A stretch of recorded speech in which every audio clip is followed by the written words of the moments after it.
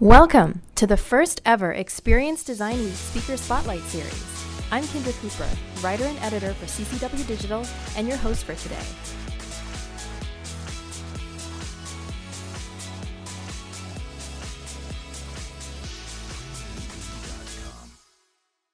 Experience design, so in vogue, yet so shrouded in mystery.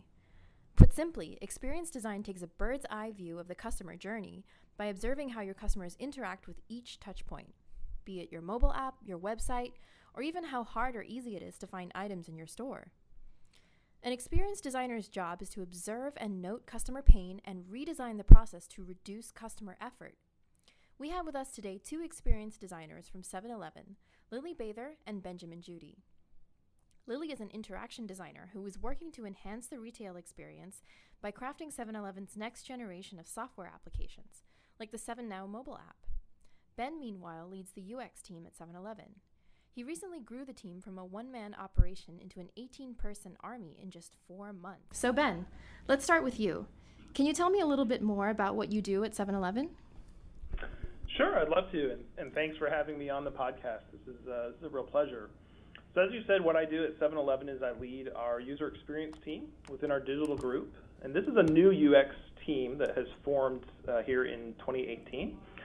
And we started out really with just one UX person in February and very rapidly staffed up with a team of about 20 researchers, interaction designers, and visual designers. And so I'm helping to set strategy for that team, make sure that we're aligned to the strategy of our digital group and our business strategy at 7-Eleven, and make sure that we're supporting all of our digital product teams with UX research and design.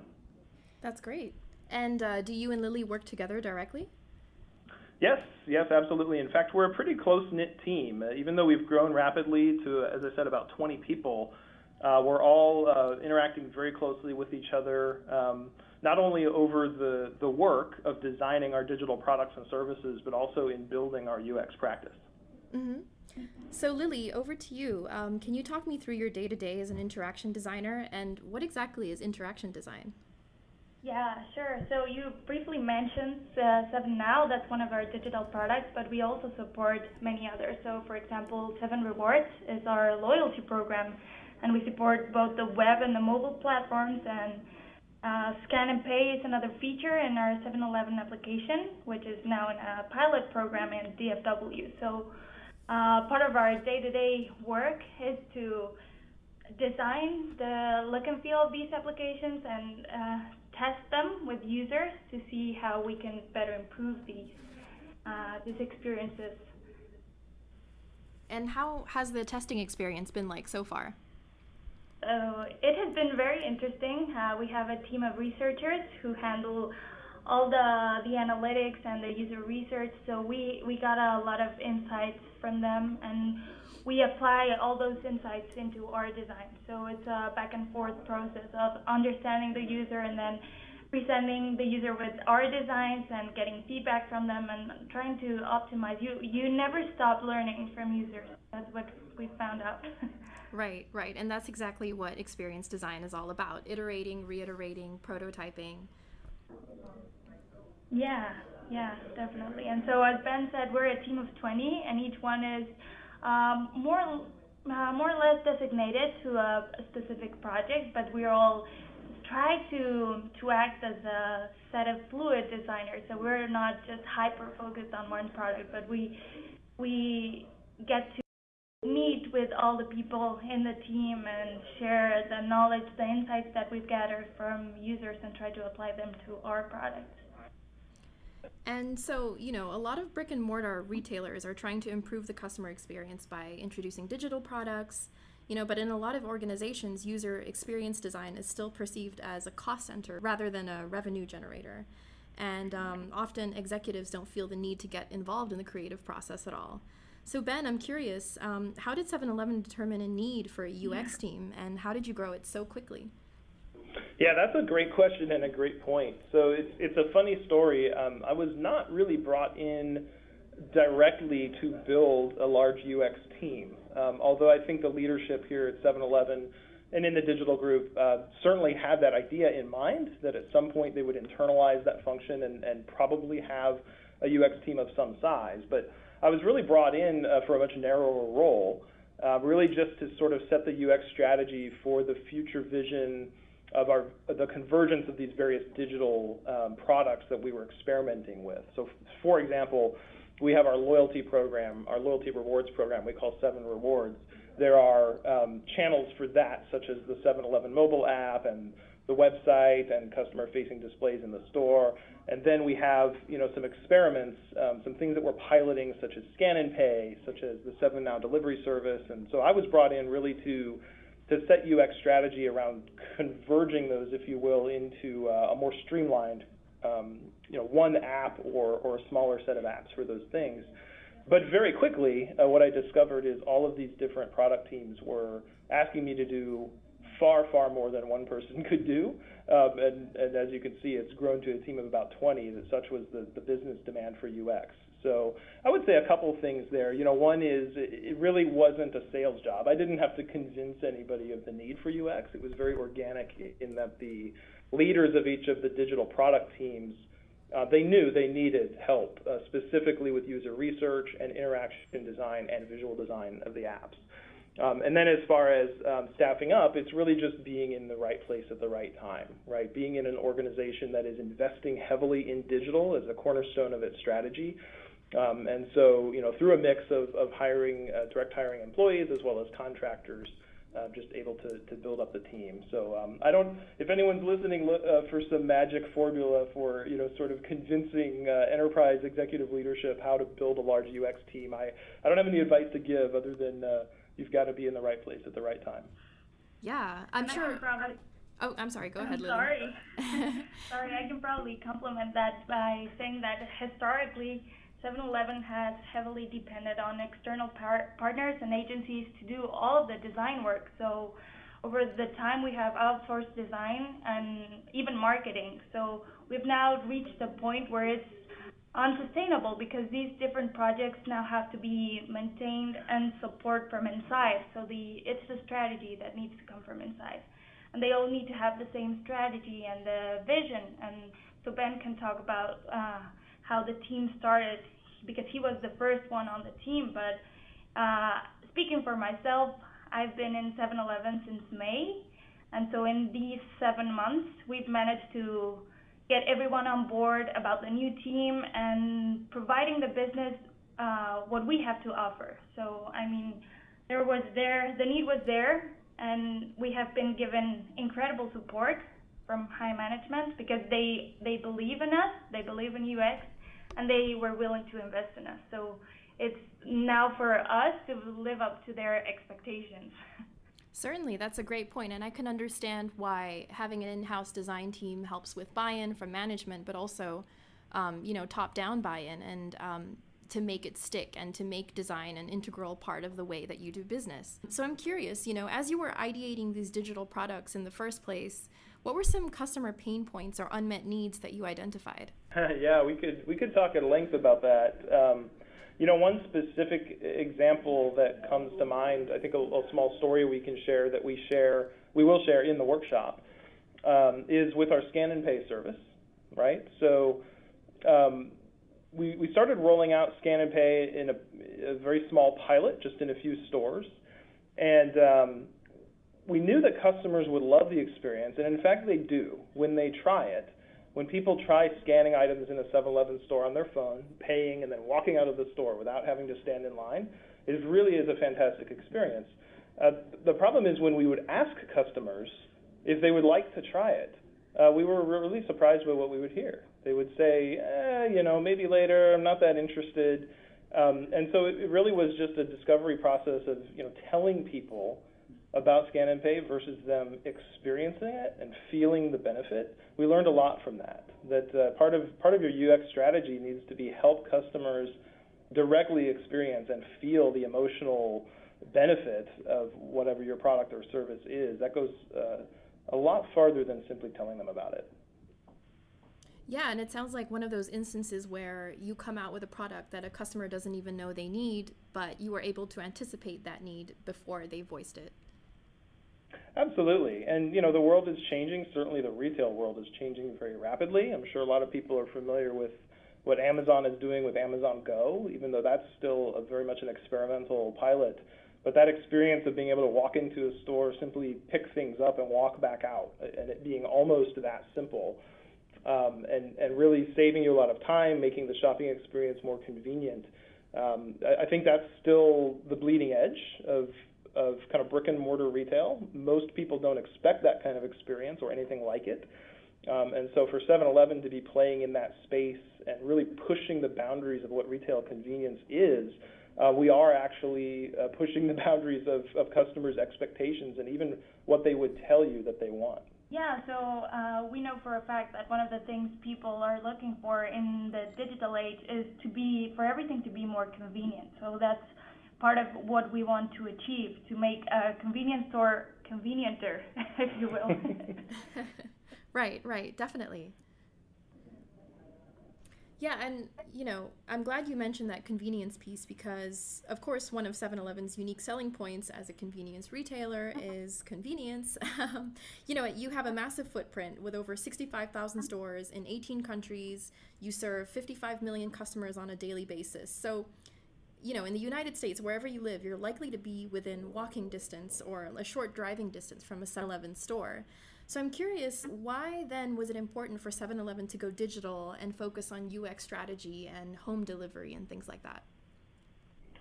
Yeah, I think very simply, it's important that we don't rest comfortably in the leadership position that we have in the convenience retail space. I mean, disruption is upon us, right? Disruption is coming from every angle, and it really won't take long at all for the landscape to shift. And as we just talked about, for expectations of customers to shift, right? There's certainly a generational change happening. People who have grown up, kids who are growing up with iPhones and Apple Watches and everything else that's now part of their kind of digital ecosystem that people of my generation didn't grow up with. But those are new expectations, and if we want to be positioned to serve the customers of the future, let alone the customers of today, we really have to focus on digital innovation. So I mentioned Amazon Go as one example, but within the fuel market, there's a lot of disruption happening. There are startups now that will bring a fuel truck to the parking lot where you work, to your employee parking lot, and fill up your car while you work. And that's the kind of disruptive innovation that's happening in the service economy today, enabled by digital channels. Just to summon a fuel truck to your car with your phone, so you don't have to stop at a gas station on your way home. And of course, that will have a huge impact on a business like 7-Eleven that counts on people stopping not just to gas up, but to stop inside and get a Slurpee or a Big Bite or what have you. And so those are the sort of disruptive market forces that we're not only trying to defend against, but also cause some disruption ourselves. And also that I think we know for a fact that one of the things people in the 21st century care most about are experiences, so fun and delightful experiences. And if you were to ask people maybe 100 years ago or 40 years ago what they valued the most, it would be mostly commodities, or stability and goods, so things. And now it has evolved, so people would rather buy an experience than buy a product. One of the best examples that I've found is people nowadays would prefer to travel than to buy. And I got one stat that one in 3 Americans has nothing saved for retirement. So what makes people happy and what do people really want? Then I think it comes back to experiences and back to 7-Eleven as a convenience store, and now in the digital age, how can we make those values and apply them to the digital experiences? Yeah, thank you. Those are some great points. So I'm curious, what are you most excited to share with our Experience Design Week attendees? Yeah, for me, I'm very excited to bring this workshop and really just teach people some action steps they can take to declare goals and choose paths to get to those goals, which really is what strategy is. But more than that, specific to UX strategy, one of the things that we know is there's a lot of ambiguity, whether you call it UX or experience design strategy. Jamie Levy, who wrote the book UX Strategy, points out right at the front of her book that there are a lot of different interpretations floating around, a lot of different understandings of what that even means. And so just to provide some clarity, to provide a framework that's actionable where people can go back to the office where they work and build a UX strategy that's going to move the needle towards helping their organization deliver better experiences. That's what we're really excited to share. And yeah, so one of the things we talk about in our talk is that UX strategy, as Ben said, is a very complex term to define. And Ben likes to say that if you ask 100 designers what UX strategy is, you'll probably get 101 different definitions. So the challenge is, how do you do UX strategy without a clear understanding of what it is? So we talk about having a flexible framework with different levels of UX strategy, and we give examples of how you can strategize for these different levels of strategy. And we've made it into the metaphor of a ladder. So how can you climb these steps and all of the different levels of UX strategy? And personally, what I'm most excited about to share at Experience Design Week is the stories at 7-Eleven, the funny anecdotes and that we have as we started the UX design practice, and how it has evolved over time. So I think that's one of the things that makes the framework more real and more valuable, when you see how other people have struggled. And in general, I feel like how we have enjoyed the messiness of being a big team. So the thing that excited me most about joining 7-Eleven was being a part of a big team. That's what I'm most excited about sharing at Experience Design Week. Yeah, I love how you use the word messiness. I think a lot of people have glamorized notions of experience design. They think it's all about using AutoCAD or flashy renderings, when really it's about people brainstorming and ideating together. Yeah, for sure. I mean, the collaborative nature of what we do, it's never clean. The lines are never as clean as some might want them to be, right? So, one of the principles, or not so much principles, but really a great quote that helps define strategy, it comes from Michael Porter, who said, strategy is essentially choosing what not to do. And so one of the things that we'll share in the workshop that I always love reminding people of is never do you go to work and people are just out of ideas, right? Never have I gone to the office and we're sitting around a table staring at each other saying, gosh, we could make some progress here if only we had some ideas. There are always too many ideas to execute, right? It's the opposite problem. And so the messiness comes in when you have very ambitious people, very intelligent, capable people who have different ideas about how to help an organization achieve its goals. And so what a UX strategy can do, and what we'll share in the workshop, is really just a structured approach to contributing to that conversation in a constructive way and helping the organization not just choose what to do, but what not to do among a multiplicity of ideas, many of which may be good ideas. Right, definitely. And not all ideas can be easily tested and piloted or even brought to market. So that's a good point. Lily, you mentioned that there are some funny anecdotes that you're going to be sharing at Experience Design Week. Is there one anecdote that you could share with us now? Well, I wouldn't want to give it away, but the whole topic around our talk is that we have a lot of funny anecdotes around bananas. How we have messed up and experimented with different, I don't know how to say it without telling it. Go ahead and tell the banana story. I'll tell the banana story, because that's a good one. So Summer, she's one of the members of our team. She was trying to understand how the flow of 7Now works. 7Now is our delivery service. And just to get familiar with the application, she selected the cheapest item she could find in the catalog, and that was a single banana, only one banana. So she added it to her cart, and as she was in the process of checking out, she selected a random address, and in this process, while she was doing this, she got distracted. Someone came up to her and distracted her, and when she came back, upon returning to the app, she realized she had actually placed an order and paid for it with a random address. So we later found out that she had actually sent a single banana to the Dallas Museum of Art. Oh my. And what we talk about is that even in that kind of things, there's a strategic lesson to be learned from this. It's what Ben says about choosing what not to do. So should we have invested in building a test mode? Well, or an order cancel, or cancel button, but there's two sides of that.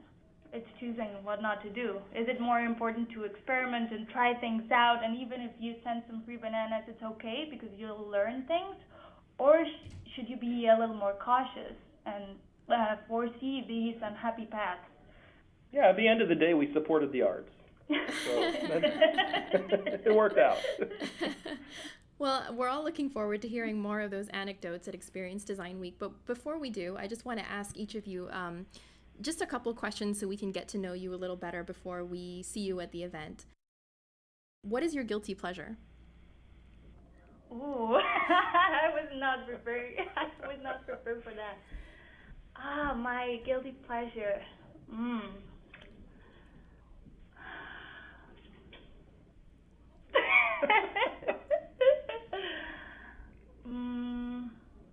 Well, my favorite series of all time would be Sex and the City.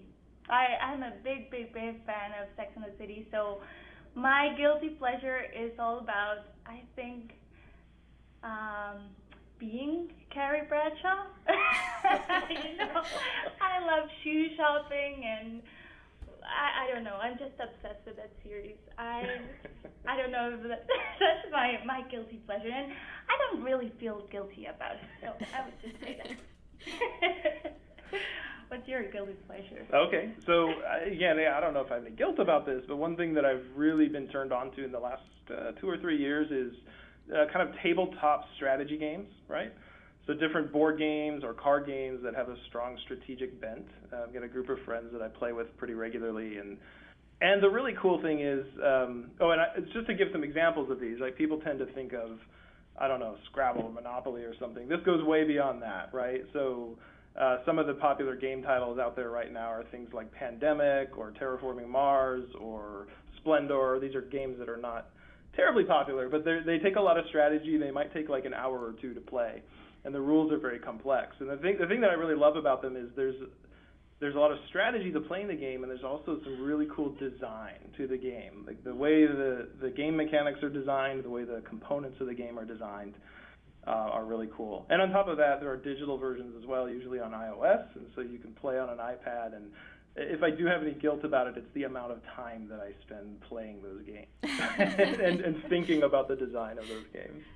Right. So now you've made me feel like I should have said something like more strategic. Like even Ben in his free time, he's strategizing all the time. That's why you always want to answer those kinds of questions last. I mean, both of those things sound like a lot of fun, honestly. I should consider a new hobby, perhaps. So last question before we wrap up. What's your favorite 7-Eleven snack? Ooh, favorite 7-Eleven snack. Well, I'll tell you, I'm pretty addicted to the taquitos, and I don't know that those are in every 7-Eleven around the country. They might be more regional, but at least down here in Texas, the hot roller grill with the different flavors of taquitos, the jalapeno and cream is pretty hard for me to resist. The jalapeno and cream? Is that what you said? Yeah, that's the only vegetarian one. It's important to note that. That's also my favorite taquito, but for me, it's the 7 Select cold pressed juice. Oh, that's so good. It's really good. In general, 7 Select line of products is very good. Yeah, well, Ben and Lily, thank you so much for taking the time to speak with us, to share your thoughts ahead of Experience Design Week. We can't wait to see you in Denver, Colorado this February. And thank you again. Thank you, Kendra. This has been a real pleasure. Hope to see you soon. See you soon. Take care.